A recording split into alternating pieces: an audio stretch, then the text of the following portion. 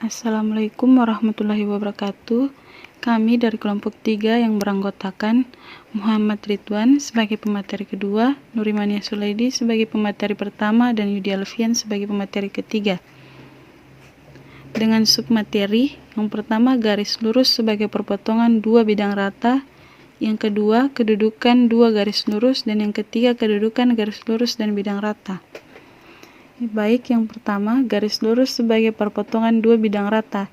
Kita dapat pula menyatakan suatu garis lurus sebagai perpotongan sembarang dua bidang rata yang melalui garis lurus tersebut. Misalnya, garis lurus G adalah perpotongan bidang rata.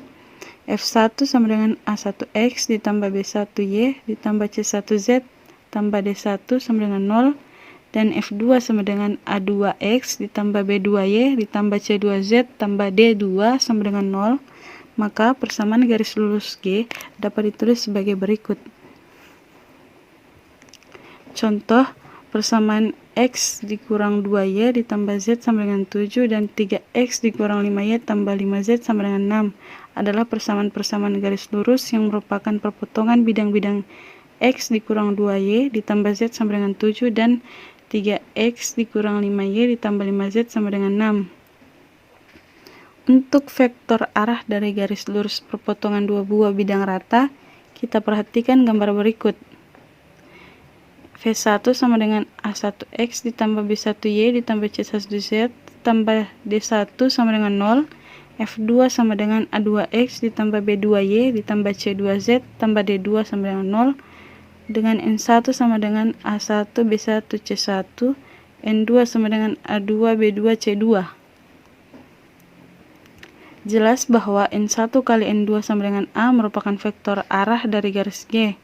Jadi A sama dengan A, B, C sama dengan matriks I, JK, A1, B2, C1, A2, B2, C2.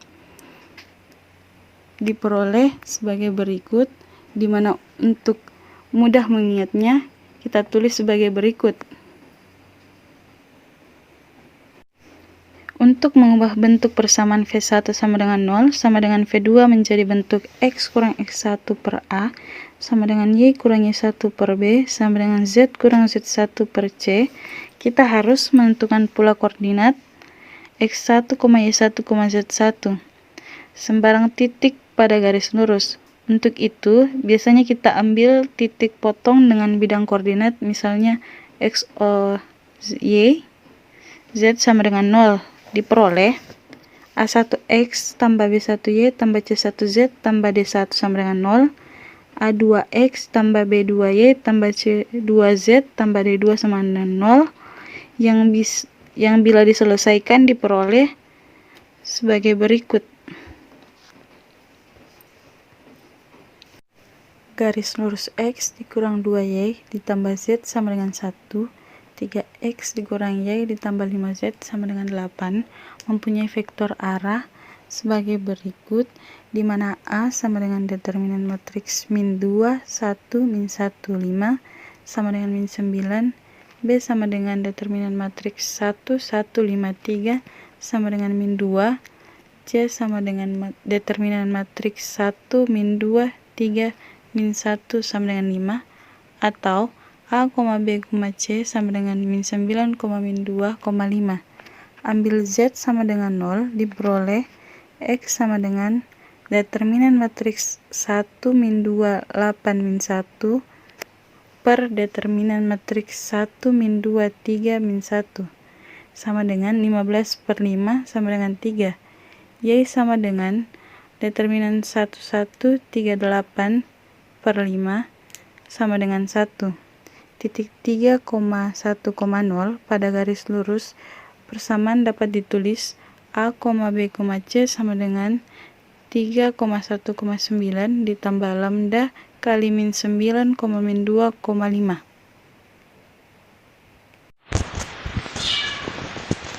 Oke, baiklah. Assalamualaikum warahmatullahi wabarakatuh. Kita lanjutkan ke materi kedua, ialah kedudukan dua garis lurus. Dalam ruang dimensi 3, dua garis lurus mungkin sejajar, berimpit, berpotongan, atau bersilang. Diketahui garis lurus G1 dan G2. G1 sejajar G2 bila arah mereka berkelipatan. Jadi bila A1 B1 C1 mu A2 B2 C2 mu bilangan tidak sama dengan 0, atau bila A1 per A2 sama dengan B1 per B2 sama dengan C1 per C3. Kalau di samping sifat di atas berlaku pula, X2 kurang S1 Y2 kurang Y1 Z2 kurang Z1 sama dengan mu A1, B1, C1, maka G1 dan G2 itu berhimpit. Selanjutnya, kedudukan dua garis lurus. Contoh garis lurus G1 dan G2 sejajar karena 4,7,-2 berkelipatan dengan -8, -14 dan 4. Tetapi tidak berhimpit karena 1 dikurang 2, 0 kurang 4, dan 2 kurang 3 itu sama dengan -1, -4, tidak berkelipatan dengan 4,7, -2. Demikian juga dengan halnya A1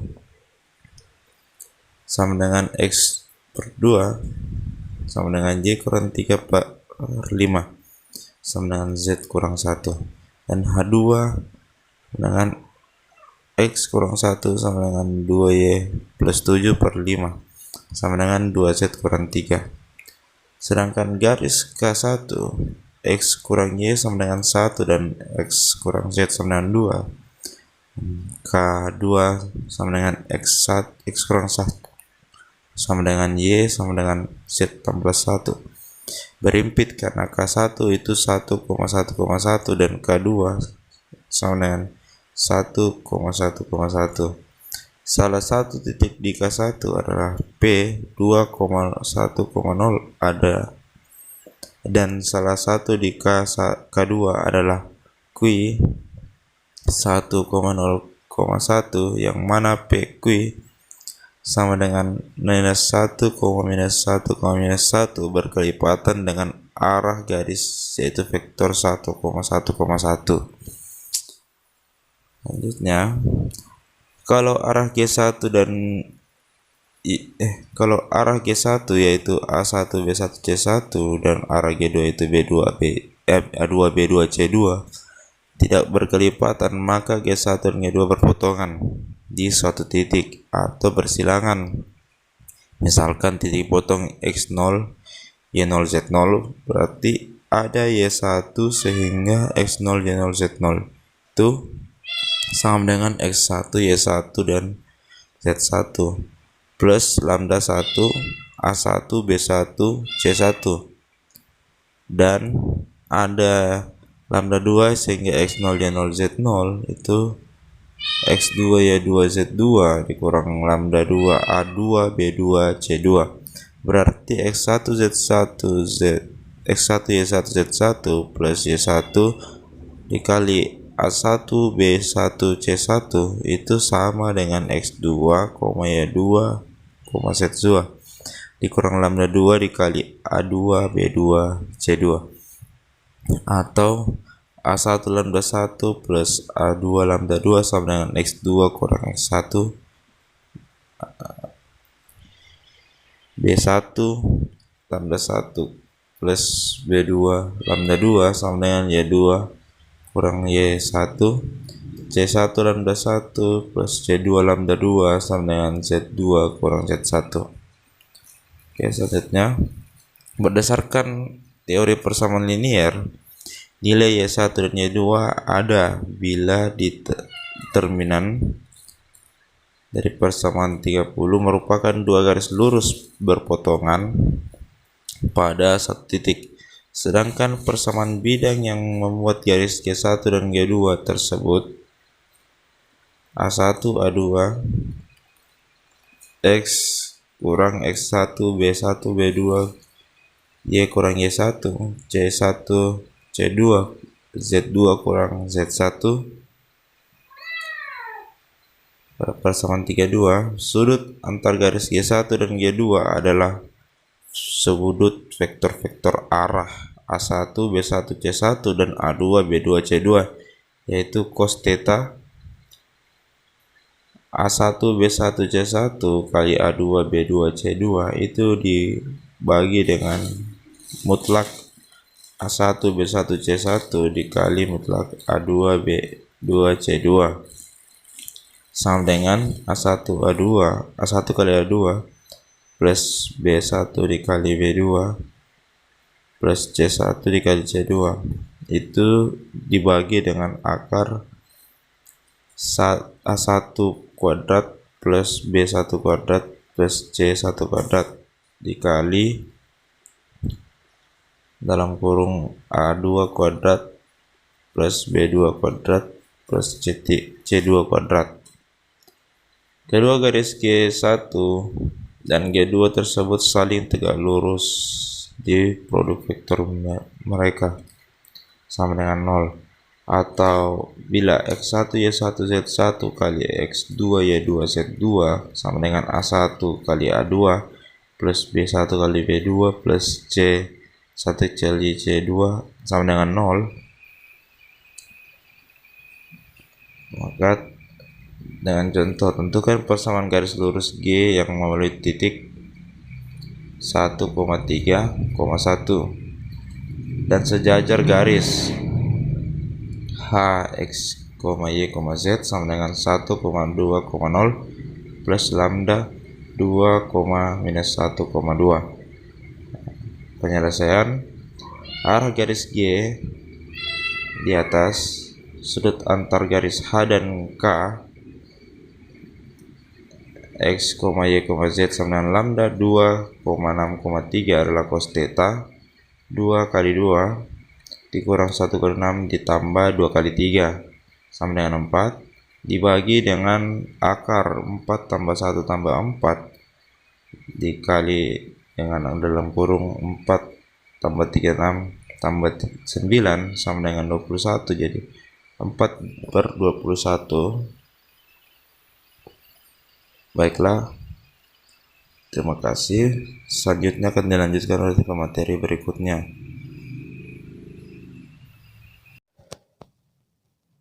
Baik, kita lanjut ke materi selanjutnya, yaitu materi 2.13, kedudukan garis lurus dan bidang rata. Nah, bisa kita pandang bahwa suatu garis lurus G dengan vektor arah A sama dengan A kecil, B kecil, C kecil, dan bidang rata V dengan vektor normalnya N sama dengan A besar, B besar, C besar, maka dapat kita pandang tiga hal. Yang pertama, garis lurus G sejajar dengan bidang rata V, nah yang mana vektor arah dari garis tegak lurus normalnya bidang, maka N dikali A sama dengan 0, atau A kecil dikali A besar ditambah B kecil dikali B besar ditambah C kecil kali C besar sama dengan 0 ketika garis lurus G sejajar dengan bidang rata V. Nah, dapat teman-teman lihat sekalian, ada dua gambar ya. Nah, coba lihat gambar yang pertama sebelah kiri. Nah, gambar yang seperti jajar kijang itu, nah itu adalah bidang rata V. Nah, kemudian G1 sejajar dengan bidang rata V. Nah, G1 yang mana? G1 itu yang garis di atasnya bidang. Nah, itu yang arah panah ke kiri. Nah, itu adalah G1. Nah, G1 ini sejajar dengan bidang rata V, tetapi dia tidak terletak pada bidang V. Kemudian G2 terletak pada bidang V. Nah, G2 yang mana? G2 itu garis yang arah ke atas ya. Nah, G2 ini dia terletak pada bidang V dan juga tegak lurus pada bidang V. Nah, selanjutnya yang kedua, garis G tegak lurus pada bidang rata V. Nah, di mana vektor arah dari garis lurus ini sama dengan vektor normal bidang rata atau kelipatannya. Nah, atau dapat kita tuliskan A per A besar, B kecil per B besar sama dengan C kecil per C besar. Jadi A besar sama dengan A kecil per A besar sama dengan B kecil per B besar sama dengan C kecil per C besar. Nah, ini ketika garis G tegak lurus pada bidang rata V. Nah, yang ketiga, bila garis G terletak seluruhnya pada bidang rata P, maka terpenuhi A tegak lurus N atau A dikali N sama dengan 0 atau A kecil dikali A besar ditambah B kecil dikali B besar tambah C kecil dikali C besar ini sama dengan 0. Dan untuk sembarang P yang terletak pada garis G ini pasti dia terletak juga pada bidang V, seperti itu. Nah, untuk contohnya, contoh untuk yang pertama, garis G sejajar dengan V. Nah, diketahui garis lurus G X kurang 3 sama dengan per 2 sama dengan Y tambah 2 per minus 3 sama dengan Z. Ini sejajar dengan V sama dengan X ditambah Y ditambah Z tambah 7 sama dengan 0. Nah, pertama, kita lihat karena 2, minus 3,1 dikali 1,1,1. Nah, ini 2, minus 3,1 diambil dari yang X kurang 3 per 2. Nah, itu 2-nya. Nah, diambil dari situ. Kemudian minus 3.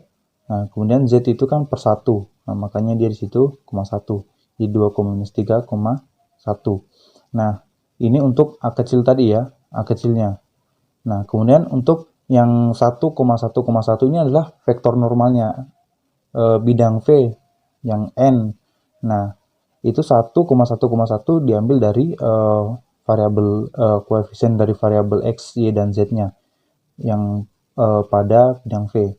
Nah, karena 2, minus 3,1 dikali 1,1,1 sama dengan 0. Nah, seperti yang di syarat pertama yang tadi ketika garis lurus G sejajar dengan V. Nah, tetapi dia tidak terletak pada bidang V. Nah, seperti itu kan. Garis G-nya memang sejajar dengan bidang V, tetapi dia tidak terletak pada bidang V. Nah, selanjutnya, karena suatu titik 3, minus 2,0. Nah, ini 3, minus 2,0 ini, nah, 3 itu diambil dari X kurang 3. Nah, kemudian minus 2-nya itu diambil dari Y ditambah 2-nya. Nah, jadi situ kan Y dikurang minus 2 gitu. Kemudian Z-nya, 0-nya ini diambil dari Z-nya kan. Nah, seperti itu. Nah, karena suatu titik ini yang terletak pada G ini tidak memenuhi persamaan dari pada V sama dengan 0. Nah, karena ketika dikasih masuk atau disubstitusikan, nah, 3 dikurang 2 ditambah 0 ditambah 7 itu dia tidak sama dengan 0. Seperti itu. Nah, makanya dikatakan garis lurus G dengan persamaan X kurang 3 per 2 sama dengan Y tambah 2 per minus 3 sama dengan Z ini, dia sejajar dengan garis V sama dengan X tambah Y tambah Z tambah 7 sama dengan 0. Nah, dia sejajar dengan itu. Tetapi dia tidak terletak pada V. Kenapa tidak terletak pada V? Karena ada suatu titik 3, minus 2,0 yang pada garis G ini tidak memenuhi pada persamaan V sama dengan 0. Seperti itu. Nah, selanjutnya untuk garis G1. Garis G1 X per 2 sama dengan Y kurang 3 sama dengan Z tambah 2 per minus 3. Ini dia terletak pada V1. Beda dengan yang sebelumnya kan. Yang sebelumnya tidak terletak pada V1. Tapi ini dia terletak pada V1 dengan persamaan X tambah Y tambah Z dikurang 1 sama dengan 0. Nah,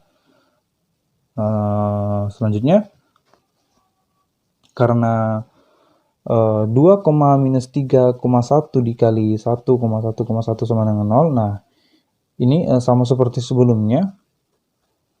Seharusnya di situ seharusnya di situ bukan 2, minus 3,1 tapi 2, 1, minus 3 dikali 1,1,1 sama dengan 0.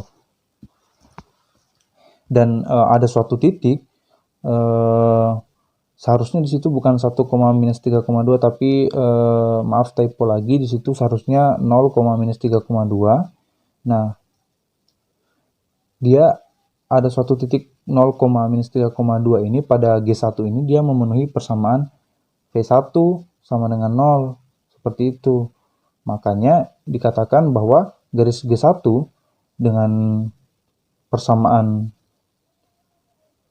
X per 2 sama dengan Y kurang 3 sama dengan Z tambah 2 per minus 3 ini terletak pada P1 dengan persamaan X tambah Y tambah Z kurang 1 sama dengan 0. Nah, yang terakhir G2, garis G2 dengan persamaan X sama dengan Y sama dengan Z tambah 3 per 2, ini dia tegak lurus bidang P2. P2 di situ ya, bukan G2. Nah, P2 dengan persamaan X tambah Y tambah 2Z sama dengan 5. Nah, karena ada satu titik pada G2 dengan 1,1,2, ini dia sama dengan vektor normalnya bidang V2 1,1,2 kan. Nah, karena dia titik G2 ini sama dengan vektor normalnya V2, maka garis G2 dengan persamaan X sama dengan Y sama dengan Z tambah 3 per 2 ini dia tegak lurus dengan bidang V2. Seperti itu. Nah, mungkin cukup sekian materi yang dapat kelompok kami presentasikan. Kurang dan lebihnya kami mohon dimaafkan. Dan terima kasih. Wassalamualaikum warahmatullahi wabarakatuh.